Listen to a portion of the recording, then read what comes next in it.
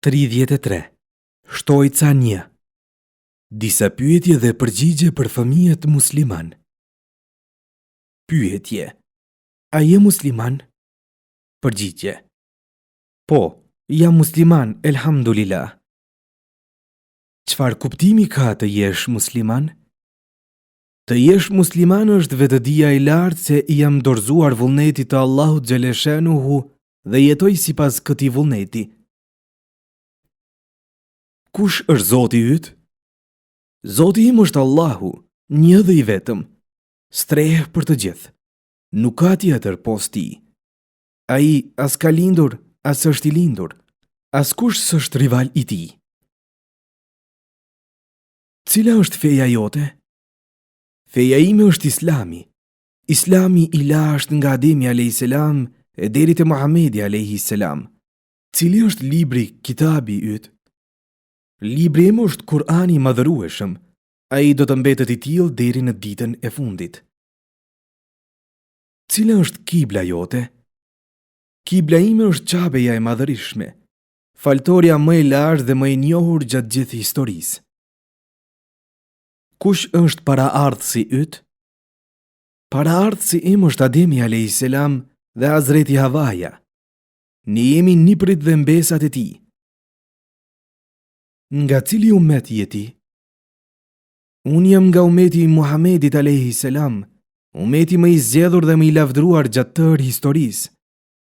Ku dhe kur ka lindur Muhamedi a.s.? Muhamedi a.s.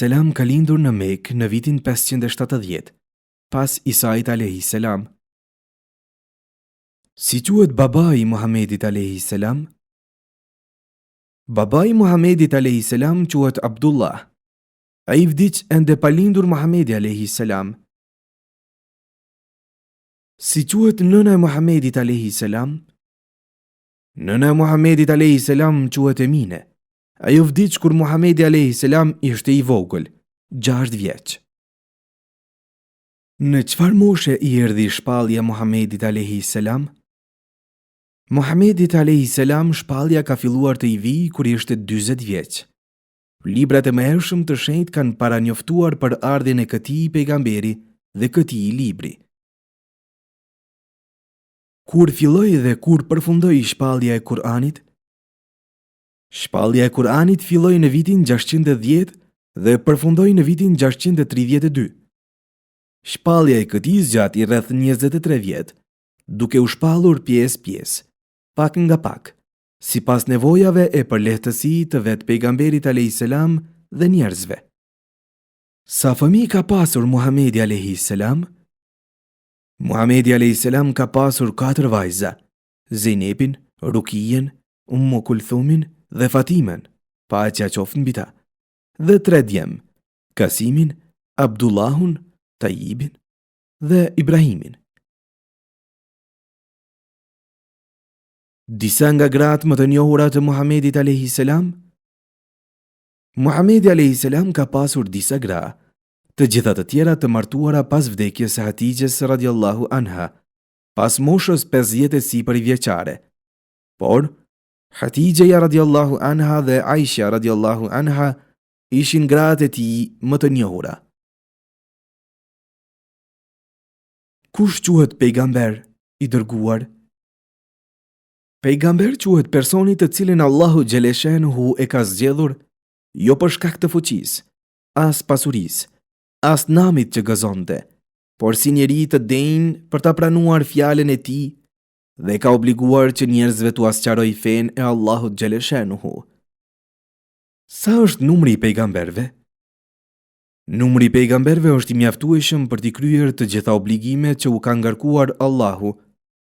Sipas një hadithi, numri i tyre është 124.000. Numri i atyre që cekën në Kur'an është 25, kurse 3 janë të diskutueshëm. Në cilin vit emigroi Muhamedi a.s. në Medinë? Emigrimi i Muhamedit a.s. nga Meka në Medinë ndodhi më 622. Kjo ngjarje njihet me emrin Hijreti, fillimi i kalendarit musliman. Sa janë dhe cilët janë melajket kryesor? Melajket kryesor janë 4, kurse emrat e tyre janë Gjibrili, Mikaili, Israfili dhe Azraili. Sa janë dhe cilët janë librat kryesor? Librat kryesor janë 4, kurse emrat e tyre janë Tevrati, që ju shpall Musaut a.s., Zeburi, që ju shpall Davudit a.s., Injili, që ju shpall Isait a.s., dhe Kurani, që ju shpall Muhamedit a.s. Gjdo do thot suhuf dhe kujt i janë zbritur? Suhuf u thuhet fletëve të cilat Allahu xhaleshenuhu u ka dhënë disa pejgamberëve. Ato janë porosi më të vogla se kitabet, librat. Mendohet se suhufet janë 100. Ademit a.s. i janë dhënë 10, Shitit a.s. 50, Idrisit a.s. 30 dhe Ibrahimit a.s. 10 sosh. Sa medhhebe ka në akaid apo në besim? Në akaid apo në besim ka 2 medhhebe kryesore të pranuara dhe ato janë medhhebi Maturidi me në krye Imam Maturidiun dhe medhhebi Eshari me në krye Imam Eshariun. Sa medhhebe ka në fik apo në jurisprudencë? Në fik jurisprudencë ka 4 medhhebe të pranuara. 1. Medhhebi Hanefi në krye me Imam Ebu Hanifen. 2. Medhhebi Maliki me në krye Imam Malikun. 3. Medhhebi Shafi me në krye Imam Shafiun. Dhe 4. Medhhebi Hambeli me në krye Imam Ahmed ibn Hambelin. Cilat janë kushtet e besimit? Kushtet e besimit apo imanit janë 6. Besimi në Allahun xhaleshenuhu, besimi në melajket e tij, besimi në librat e tij, besimi në pejgamberet e tij, besimi në ditën e fundit dhe besimi në caktimin e tij, nga i cila vjen e mira dhe e keqja. Cilat janë kushtet e Islamit? Kushtet e Islamit janë 5. Deklarimi i shahadetit, falja e namazit, agjërimi i Ramazanit, dhënia e zekatit dhe kryerja e haxhit. Cilat janë kushtet e abdestit? Kushtet e domosdoshme të abdestit janë 4. Larja e fytyrës, larja e krahëve deri pas bërrylave, fërkimi i një pjese të kokës dhe larja e këmbëve duke përfshirë edhe nyjat. Cilat janë kushtet e guslit dhe si merret ai? Kushtet e guslit janë futja e ujit në gojë dhe shpërlarja e gojës dhe fytit, futja e ujit në hund dhe shpërlarja e hundës dhe larja e tërë trupit me kujdes.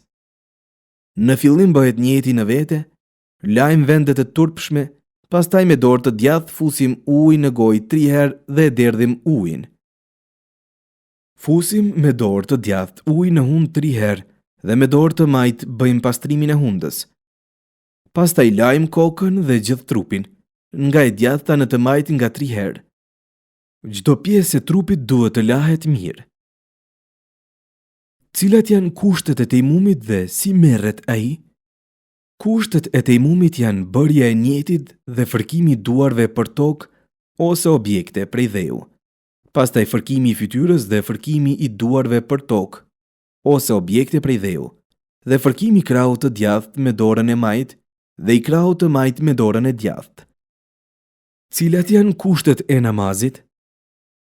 Kushtet e namazit janë 12, 6 para namazit dhe 6 brenda namazit. Kushtet para namazit janë 1. Trupi, rrobat dhe vendi ku do të falemi duhet të jenë të pastra. 2. Të merret abdest e sipas nevoje edhe gusël. 3. Mbulimi i trupit, avreti, pjesa e turpshme e trupit, me rroba sipas rregullit. 4. Namazi të falet në kohën e caktuar. 5. Drejtimi drejt kibles, Qabes. 6. Bërja e njetit, vendosja për namaz. Kushtet brenda namazit janë 1. Tekbiri fillestar. 2. Qëndrimi në këmbë. 3. Leximi i Kur'anit. 4. Kërrusja. 5. Përkulja me fytyrë në tokë. 6. Ulja në fund të namazit. Sa kohë namazi falen gjatë një dite? Gjatë një dite falen 5 kohë namazi. Sabahu me 4 rekate, dreka me 10 rekate, ikindia me 8 rekate, akshami me 5 rekate dhe jacia me 13 rekate. Çfarë duhet të veprohet nëse në namaz harrojmë të themi suren? Në rast harrese të këndimit të surës gjatë një rekati bëhet sevi sejdja apo sejdja e harresës. Sehvi sejdja bëhet në rast të vonimit të farzit dhe harresës ose vonimit të wajibit. Cilat janë festat islame dhe cilat janë ditët e shënuara islame?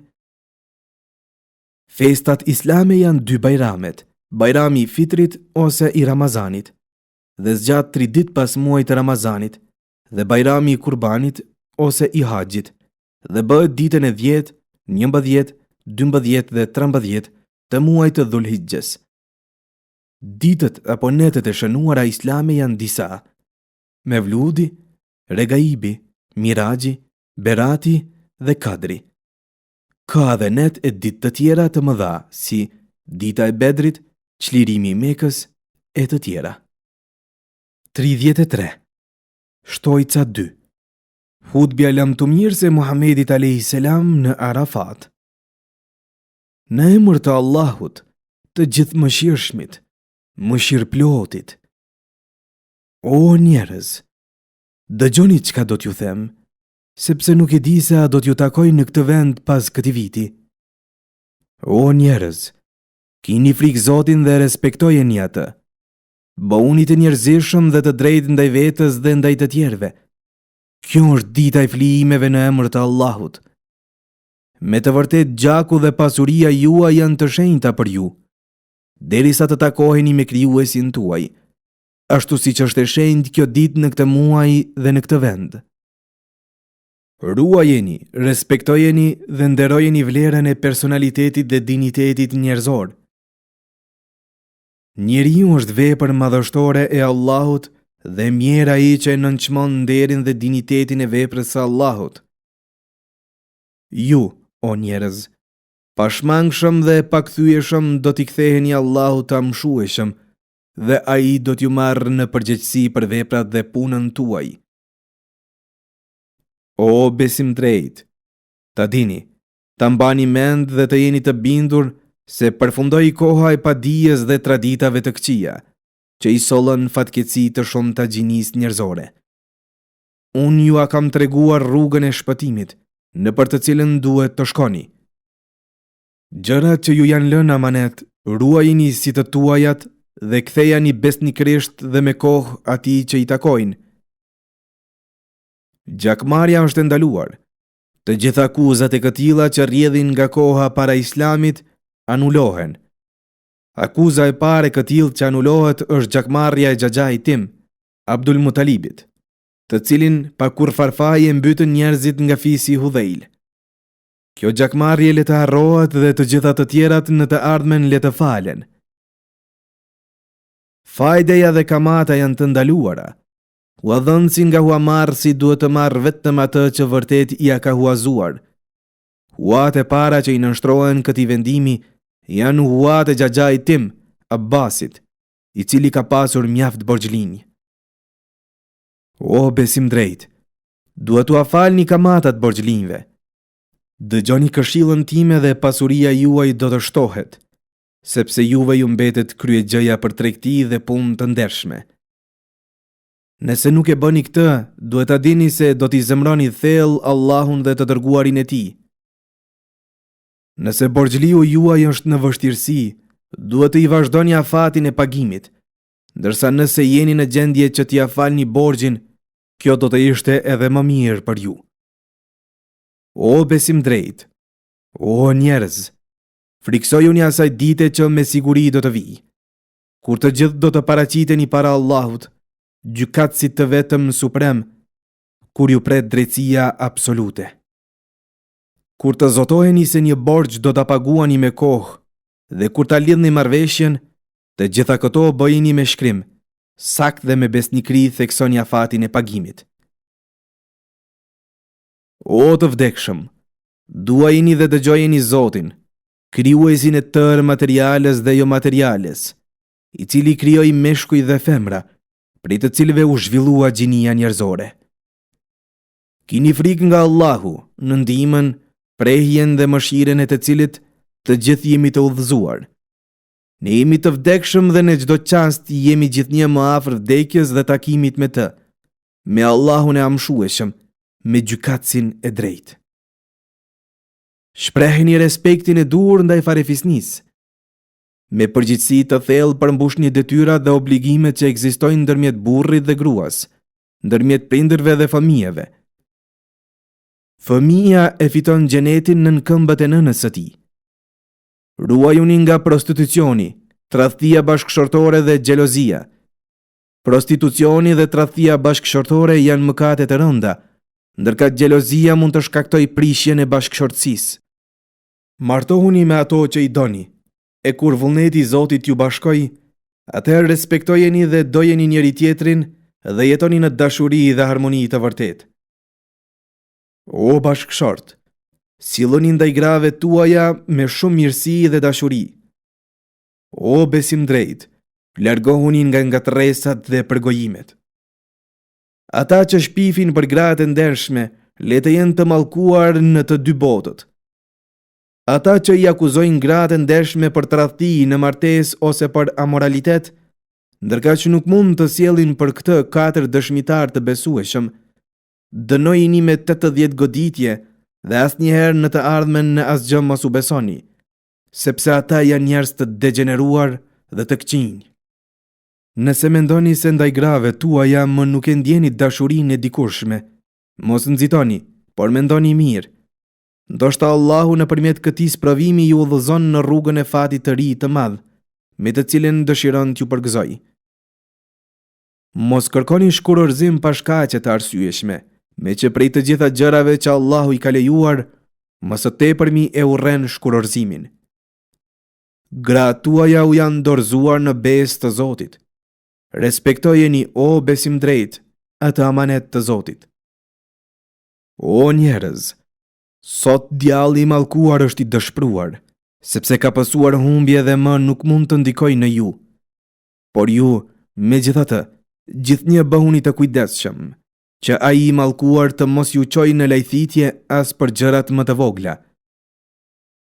O besim drejt, kur e caktoni dhe ndani ndërmjet jush trashëgimin, bëhuni të drejtë dhe përmbajuni librit të Zotit. Ruajini pasurinë e bonjakëve, të paaftëve dhe të sëmurëve psikik. Zoti çdo njerit ja ka dhënë të drejtën e vet, andaj nuk ka nevojë që trashëgimtarëve të u lihet testament, ndërsa si testament nuk mund të lihet më tepër se 1/3 e pasurisë. Fëmia i takon atij në shtratin e të cilit është lindur. Kush pohon se i takon tjetër kujt përveç prindit, atë do të arrijë mallkimi i Zotit. Nuk i lejohet gruas që të jap diçka nga pasuria e burrit të saj pa lejen e tij. Borxhi duhet paguar, ndërsa sendi i huazuar duhet kthyer. Dhurata duhet të kthehet me dhuratë. Kush hyn dorëzan për dikë, obligohet edhe me përgjegjësi për dorëzani. Me robrit dhe shërbëtorët silluni në mënyrë njerëzore. Ushqejini ata sikurse ushqeheni vet dhe vishini ata sikurse visheni vet. Nuk guxoni të u bëni keq, as të i keq përdorni. Edhe ata janë njerëz, edhe ata janë shërbëtorë të Zotit. O besim drejt, ta dini dhe të mos harroni se të gjithë muslimanët janë vëllezër. Ju të gjithë jeni plotësisht të barabartë në të drejta dhe detyra. Nuk ka kurfar përparësi Arabi ndaj jo Arabit, e as ju Arabi ndaj Arabit, as i ziu ndaj të kuqit, e as i kuqi ndaj të ziut, përveç me devotshmëri. Të gjithë jeni pasardhësit e Ademit, ndërsa Ademi është prej dheu. O musliman, duhet të kujdeseni, të duheni dhe të ndihmoheni ndërmjet vete. Nuk guxoni ta ofendoni njëri tjetrin e as të i merrni me dhunë njëri tjetrit diçka. Këto janë mëkate të rënda. Merrni vetëm atë që me vetë dëshirë ju jepet. Respektojeni patsenueshmërinë e pasurive tuaja derisa janë në frymën e ligjeve të Zotit. Në punën tuaj, Islami dhe interesi i përgjithshëm le të jenë mbi ju dhe interesin tuaj personal. Përkushtojani Islamit jetën tuaj dhe në punën për Islam jepni prej vetës gjithçka që mundeni. Kurrë mos e shkelni të drejtën dhe nderin e askujt. Vetvetes mos i bëni dhunë. Mos harroni se mëshira është një ndër brezat kryesore të Islamit. O njerëz, dëgjoni çka po ju them dhe e mbajini mend mirë. Unë po ju alë librin e Zotit, Kur'anin, i cili nëse i përmbaheni gjithnjë do t'ju ruaj që të mos e humbni rrugën e drejtë, rrugën e drejtësisë dhe së vërtetës. Kur'ani është libri i qartë dhe i shenjtë, vepër e Allahut, fjalë e tij, në vështirësinë e së cilës nuk ka kurfar dyshimi. Para vetës keni tërë jetën time, fjalët dhe veprat e mia. Gjithçka që kam folur dhe punuar, jam përpjekur që të jetë në pajtim të plot me urdhrat e Allahut. Ju vërtet nuk do të gjendeni në lajthitje përderisa të i përmbaheni Kur'anit dhe sunetit tim. O besim drejt, thoni gjithnjë të vërtetën e pastër. Urrejtja asnjëherë të mos ju largoj nga rruga e të drejtave dhe drejtësisë. Drejtësia është motra e devotshmërisë. Friksohuni nga Allahu, ai e sheh punën tuaj. O njerëz, i dëgjuat porositë e mia, futni në zemrat tuaja, në jetët tuaja. Të gjithë ata që i kanë dëgjuar këto fjalë të mia, le t'u përcjellin atyre që nuk i kanë dëgjuar, sepse prej tyre mund të ketë më mbamendës se vetë dëgjuesit. Pas një pauze të shkurtër, i dërguari i Zotit me një zë më të butë ka thënë: O Zoti im, a e kam përmbushur detyrën dhe misionin e besuar? O i dërguari i Zotit, ti besnikrisht e ke përmbushur misionin tënd dhe na ke komunikuar çka të ka urdhëruar Zoti. U përgjigjen më se 100.000 haxhilerët e pranishëm. Atëherë Muhamedi a.s. me zë solemn tha: O Zoti im, dëshmo për këtë. Po të njëjtën ditë, Zoti i lavdishëm e shpalli edhe ajetin e fundit të Kur'anit. Sot ju a kam përkryer fen dhe kam plotësuar begatin time ndaj jush, dhe jam i kënaqur që për ju Islami të jetë fe. El Maide, ajeti 3.